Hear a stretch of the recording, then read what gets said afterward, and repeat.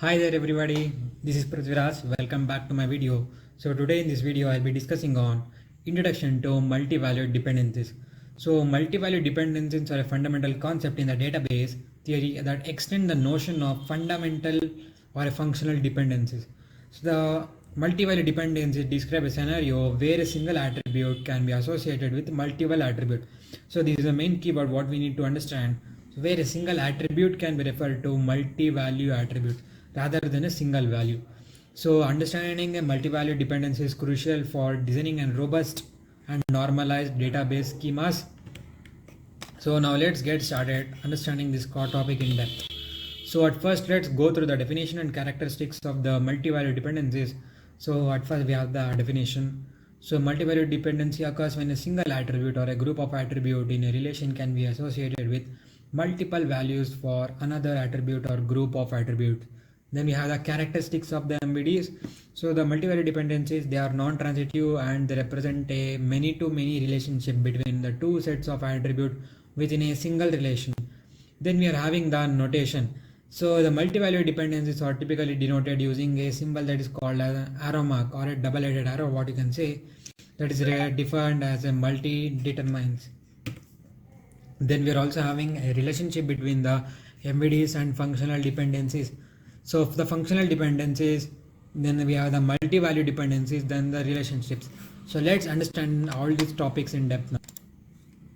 So now we have the functional dependencies. So the functional dependencies, so they represent a one-on-one relationship between the attributes.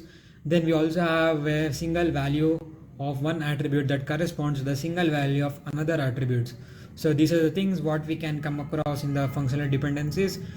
Then next head over to the multi-value dependencies. So the MVDs represent a many-to-many relationship between the attributes. So here where a single value of one attribute can correspond to multiple values of another attribute. So this is a major difference between the functional dependencies and a multi-value dependency. So where in multifunctional dependency a single value of one attribute corresponds to a single value of another one, here a single value of one attribute can correspond to multiple values of another attribute. So then the relationship is for functional dependencies is also an like MVD, but not every functional dependency.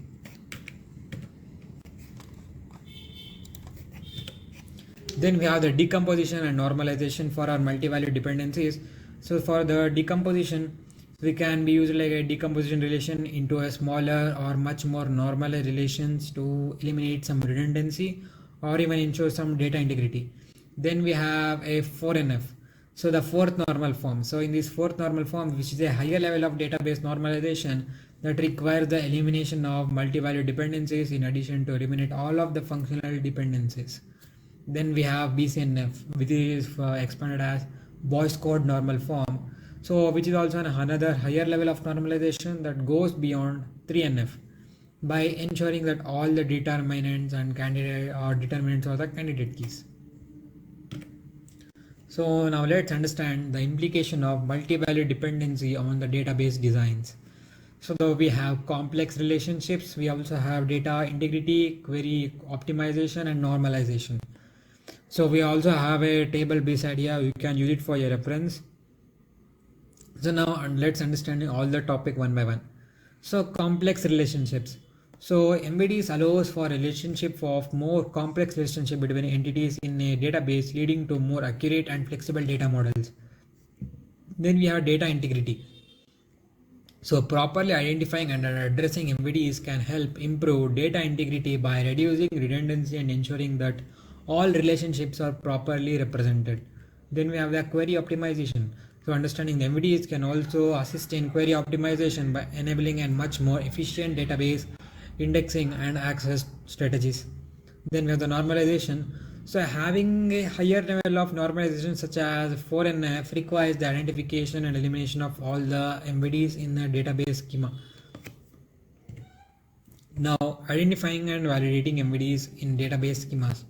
So what you can do is you can perform an attribute analysis and you can also perform a functional dependency check, and then you can check for the normalization. So in functional dependencies, what we do is we basically analyze the functional dependency in the schema to help uncover underlying MVDs, as every functional dependency is also an MVD. Then on the normalization, so applying higher levels of normalization such as 4NF can reveal the presence of MVDs that need to be addressed. So this is one of the most easier or a simpler way what we can use to check if there are any functional dependencies that are associated to us simply by using something like a higher level of normalization such as 4NF. Then we are having advantages and the disadvantages of MVDs.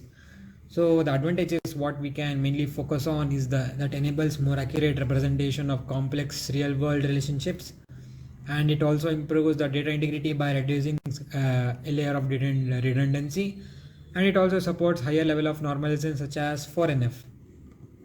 Then we can also see that it facilitates more efficient database indexing and query optimization. And some of the more major disadvantages what we can see in the MVDs are increased complexity in database design and management. So we are also having some potential performance impact due to the need for complex queries, then difficulty in visualizing and understanding MVD based schemas, and limited support in some database management systems. So we are also having some practical applications where you can see the MVDs are used. So it can be used in some inventory management software or a e-commerce catalogs or even a bill of some materials or in a building systems, and of a database of a student enrollment course or a student course enrollment platform. So that's it for this video. Make sure to hit the like. Thank you guys. Bye.